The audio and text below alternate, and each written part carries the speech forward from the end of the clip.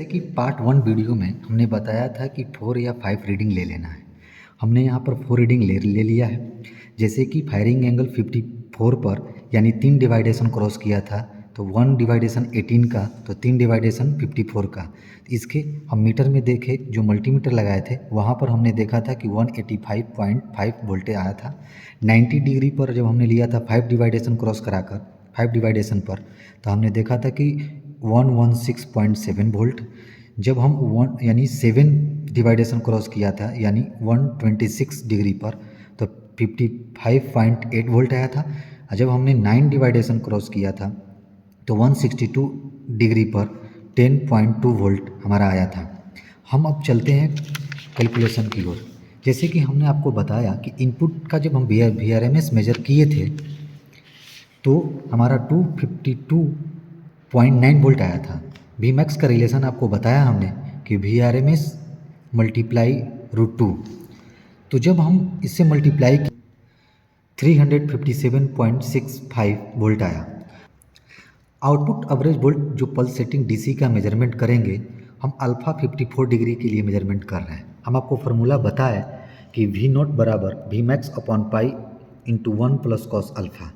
हमारे V0 की value यहाँ पर आ चुकी है 357.65 वोल्ट, जो यहाँ पर हमने पुट कर दिया। पाई का वैल्यू हमने पुट कर दिया 3.14 इंटू 1 प्लस कॉस अल्फ़ा 54।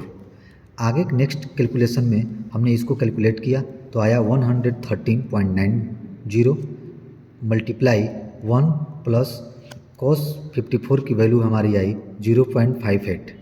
हमने कैलकुलेशन किया तो हमारा आया 179.96 वोल्ट। यानी पहला रीडिंग हमारा कंप्लीट हुआ तो हमने इस RMS के थ्रू पीक वोल्टेज कैलकुलेट कर लिया।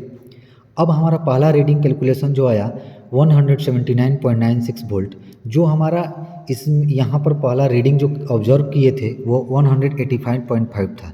जो हमारा 5 या 6 वोल्ट का जो डिफरेंस आ रहा है वो एजेटिक जब हम ऑब्जर्व करते हैं तो ऑब्जर्व करने के टाइम जो हमारा नोब होता है वो थोड़ा बहुत इधर उधर होने की वजह से ये वोल्टेज का डिफरेंस आता है। एक्यूरेट ऑब्जर्वेशन यदि लेंगे तो लगभग 1 या 2 वोल्टेज का डिफरेंस आता है। उसी प्रकार जब हम अल्फ़ा 90 डिग्री के लिए कैलकुलेशन किए तो हमारा आया 113.9 वोल्ट, जो कि हम यहाँ पर दूसरा रीडिंग हमने फिलअप किया 113.9 वोल्ट, और ये आया हुआ था हमारा ऑब्जर्व वैल्यू 116.7 वोल्ट। इसी प्रकार आगे की 2 रीडिंग खुद से कैलकुलेट कर लेना है आप लोगों को। जब भी आप लैब की फाइल सबमिट कीजिएगा ये चारों रीडिंग के कैलकुलेशन के साथ सबमिट कीजिएगा। आपको जिस तरह से हमने 2 रीडिंग कैलकुलेशन करके बताया उसी आधार पर आप आगे की रीडिंग को फार्मूला में रखकर आपको कैलकुलेशन कर लेना है और लैब में फाइल सबमिट करना है। थैंक यू, धन्यवाद।